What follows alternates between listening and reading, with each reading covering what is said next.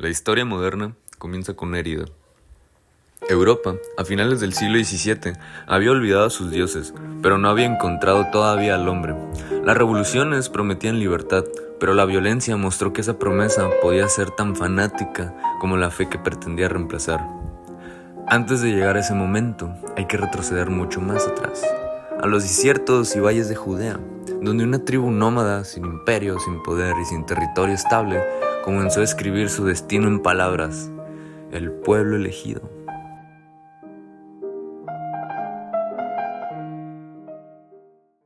El mesianismo nació como una respuesta al sufrimiento. El Mesías, el ungido, sería aquel que restauraría la justicia y pondría fin al exilio. Era una idea religiosa, sí, pero también política. Una visión de redención que justificaba el sacrificio, la espera y la obediencia. Durante siglos, ese imaginario viajó con el pueblo judío a través de Babilonia, Persia, Grecia y Roma, moldeando una ética basada en la promesa: el fin del dolor vendrá solo para quienes crean y por los que diezmen. Con la expansión del cristianismo, esa idea se universalizó. Ya no era solo el pueblo de Israel el elegido, sino toda la humanidad, o al menos quienes aceptaran al nuevo Mesías. La Europa medieval adoptó esta estructura moral, un orden jerárquico, una historia lineal que avanza hacia un fin y una justificación divina para el poder. La Iglesia controló la interpretación de este relato. Durante siglos, el mundo fue un escenario donde cada acto debía tener sentido ante Dios. Y sin embargo, el Renacimiento sembró la duda. El hombre, con su razón, podía entender la creación. La Reforma Protestante del siglo XVI fracturó la unidad de la fe, y con ella se fragmentó también la autoridad. En adelante, cada individuo podía leer la Biblia, interpretar el texto sagrado y buscar su propia verdad. Era el comienzo de la exégesis moderna, una lectura personal de lo divino, y, sin saberlo, Europa había preparado el terreno para su propio mesianismo secular. El siglo XVIII fue el siglo de la razón. La Ilustración proclamó que el conocimiento emanciparía al hombre de la superstición, pero detrás de esa fe en la razón seguía latiendo la vieja estructura mesiánica, la creencia de una redención, solo que ahora sería científica y política. El reino de Dios se transformó en la República de la Razón. Y así llegamos a 1789. El 14 de julio, el pueblo de París tomó la Bastilla. No solo era una prisión, era el símbolo de siglos de poder monárquico, de privilegio divino. Comenzaba la Revolución Francesa, y con ella una nueva religión. En la Asamblea Nacional, los diputados se dividieron físicamente: a la derecha, los defensores del orden tradicional, y a la izquierda, los partidarios del cambio radical. De ahí nacen los términos derecha e izquierda política. Pero ambos compartían algo: la certeza mesiánica de estar guiando a la humanidad hacia su destino. La revolución también fue un acto de fe. El pueblo, convertido en sujeto histórico, tomó el lugar de Dios. El sacrificio ya no era espiritual, sino político. En 1793, la guillotina cortó la cabeza del rey Luis XVI y poco después la de María Antonieta. Miles murieron durante el reinado del terror, en nombre de la libertad, la igualdad y la fraternidad. Ya ves. Europa descubría que el fanatismo no muere cuando desaparece la religión, pero cambia de forma. Después de la tormenta revolucionaria, Napoleón Bonaparte encarnó el nuevo tipo de Mesías, el líder secular que promete el orden y gloria nacional.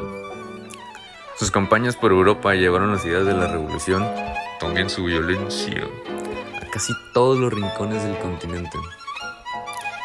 En el siglo XIX comenzaba la convicción de que la historia tenía un propósito, que el progreso era inevitable y que algunos pueblos estaban destinados a guiar a los demás. Es la semilla del supremacismo moderno, una idea que, aunque se revestía de ciencia y progreso, conservaba el alma religiosa del antiguo mesianismo. Europa se veía a sí misma como portadora de la luz de la civilización, mientras el resto del mundo quedaba en la sombra.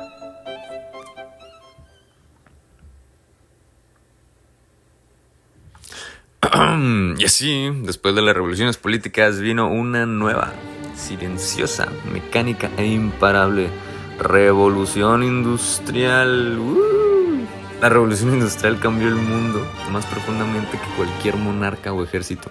Hasta entonces, la mayoría de europeos vivían de la tierra, el tiempo se medía por las estaciones y la vida giraba en torno a la supervivencia. Antes de la revolución industrial, la mayoría de las personas jamás se alejaba más de 30 kilómetros de su hogar. Pero a partir de 1760, en Inglaterra, una serie de inventos transformó esa rutina milenaria. La máquina de vapor de James Watt, las hiladoras automáticas de Arkwright, los telares mecánicos de Cartwright y más adelante los ferrocarriles comprimieron el espacio y el tiempo.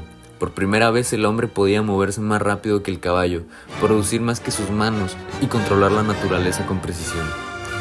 Pero esa conquista trajo una nueva forma de servidumbre, la de la fábrica. El trabajo dejó de ser artesanal para convertirse en repetición. Los obreros, hombres, mujeres y niños, vivían jornadas laborales de 14 horas. Conozco gente que todavía trabaja eso. Inhalando polvo y hollín, mientras las ciudades se llenaban de humo y miseria. El progreso, tan glorificado por los filósofos ilustrados, tenía un costo humano, y mientras el vapor movía las locomotoras, el capital comenzó a mover el mundo. La burguesía industrial tomó el lugar de la antigua nobleza. El dinero sustituyó al linaje como signo de poder. En ese contexto de cambios radicales, el arte reaccionó. El romanticismo surgió como una respuesta a la frialdad racionalista de la ilustración y el mecanismo de la industria. Donde la máquina dominaba, el romanticismo quiso recuperar el alma. Poetas como Goethe, Novalis, Lord Byron hablaron del espíritu, del genio, del destino.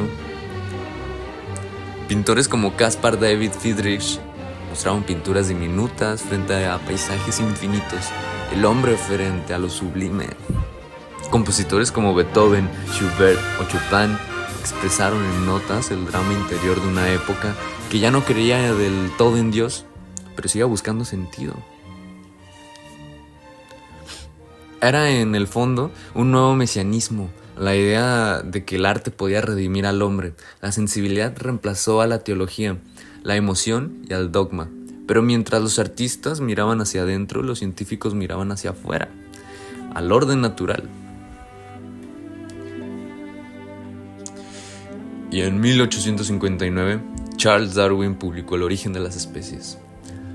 Lo que antes era un misterio divino, el origen de la vida, se convirtió en una cuestión de selección natural. El hombre ya no era la creación de Dios, sino el resultado del azar y la competencia. Ay, pobre Darwin. Si supiera todo lo que ocurrió con su humilde teoría. El impacto fue enorme. Muchos pensadores del siglo XIX reinterpretaron las ideas de Darwin para aplicarlas a la sociedad. Miren que la gente era inteligente. Así nació el darwinismo social, impulsado por autores como Herbert Spencer, quien acuñó la frase de la supervivencia del más apto. Según esta visión, la historia humana era una lucha constante, donde los más fuertes, los más inteligentes o los más civilizados tenían el derecho y hasta el deber de dominar. Mira tú. Era la antigua promesa mesiánica, reescrita en el lenguaje científico. La redención se había convertido en el progreso biológico y el elegido en el hombre blanco occidental. La bestia rubia. El positivismo, popularizado por Auguste Comte, completó la ecuación. Si todo podía aplicarse por la razón y la ciencia, también podía controlarse. El orden era el cambio al progreso y Europa se veía como el laboratorio del mundo. Las potencias coloniales, Gran Bretaña, Francia, Bélgica y Alemania, emprendieron una carrera por conquistar territorios en África y Asia, convencidas de que estaban civilizando. Bajo esa máscara de filantropía, el supremacismo encontró su justificación moderna.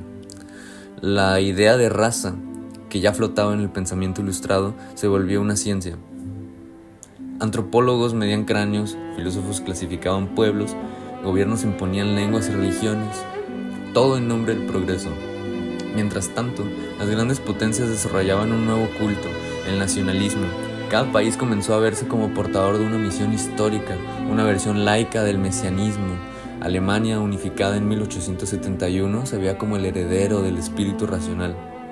Francia como la defensora de la libertad, Inglaterra como el faro del comercio y la industria. Estados Unidos, Estados Unidos en el siglo XX como la tierra prometida del individuo libre, solo si es blanco.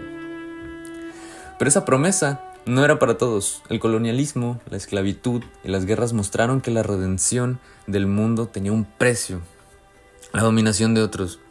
De esa mezcla de ciencia, religión y poder nacerían las ideologías totalitarias del siglo XX. El fascismo y el nazismo no surgieron de la nada, fueron la consecuencia extrema de siglos de fe en el progreso y la superioridad. Después de 1945, el mundo se miró al espejo y vio en él el rostro del Mesías. Europa había destruido su propio cuerpo en nombre de la pureza y el orden, y sin embargo, el impulso mesiánico sobrevivió, solo cambió de forma. El siglo XX fue el siglo del dominio cultural. Ya no hacía falta conquistar territorios, bastaba con conquistar el imaginario. Hollywood, la publicidad, los medios de comunicación, la Biblia del mundo moderno, exportaron una visión homogénea de la libertad y del éxito. Era un nuevo tipo de supremacía, no de sangre, sino de símbolos. Y en ese contexto, el mesianismo político también se transformó. Los pueblos oprimidos adoptaron sus propias visiones de redención, revoluciones, movimientos sociales, utopías. Pero incluso esas luchas heredan la lógica de la promesa, la idea de un futuro perfecto que aún no llega. ¿Verdad, Claudia? ¿Verdad, transformación? Hoy las ruinas no son de piedra, sino digitales. Las guerras ya no se libran solo con armas, sino con información. Y la vieja pregunta del siglo XIX sigue viva. ¿Quién tiene el derecho de guiar al mundo? ¿Quién decide qué es civilización y qué es barbarie? Donald Trump y Peña Nieto. El mesianismo y el supremacismo son espejos. Uno promete salvar, el otro decide quién merece ser salvado. Y ambos en el fondo son la misma sombra. No hay documento de cultura que no sea al mismo tiempo un documento de barbarie.